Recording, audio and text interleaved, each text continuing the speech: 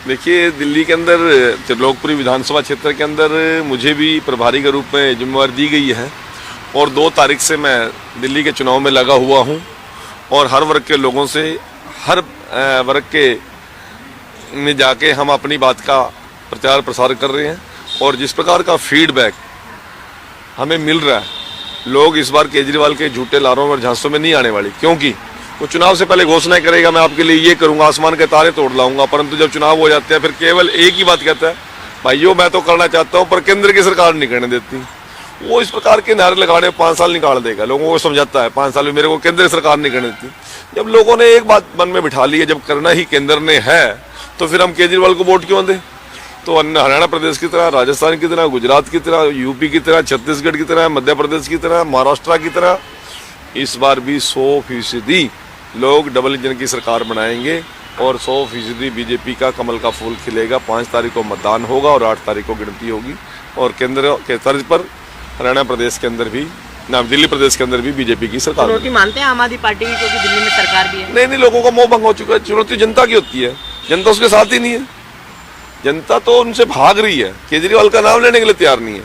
अभी देखना तो सही 5 दिन के बाद चुनाव में क्या गति बनती है।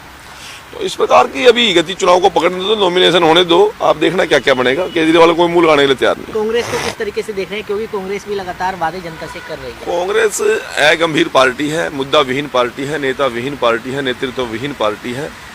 वो दोहरी राजनीति कर रही है। वो तो केजरीवाल की बी टीम बन के काम कर रही है। केजरीवाल जी के साथ लोकसभा चुनाव में दिल्ली में मिलकर चुनाव लड़ेंगे, हरियाणा में मिलकर चुनाव लड़ेंगे, पंजाब में विरोध में चुनाव लड़ेंगे।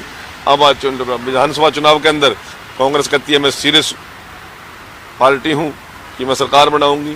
तू तो सीरियस पार्टी है, तेरे को सीरियस समझ भी रहा है कि नहीं? कोई समझने के लिए तैयार नहीं कांग्रेस को। कांग्रेस केवल लड़ने के लिए चुनाव लड़ रही है और हो सकता है कि इनका आपसी कोई ऐसा तालमेल भी होगा तो ये कुछ और रणनीति बना रहे होंगे और मैं नहीं समझता कि कांग्रेस को गंभीरता से कोई मतदाता ले रहा है। रानिया सीट पर दोबारा काउंटिंग की जाएगी कुछ सीटों पर, किस तरीके से?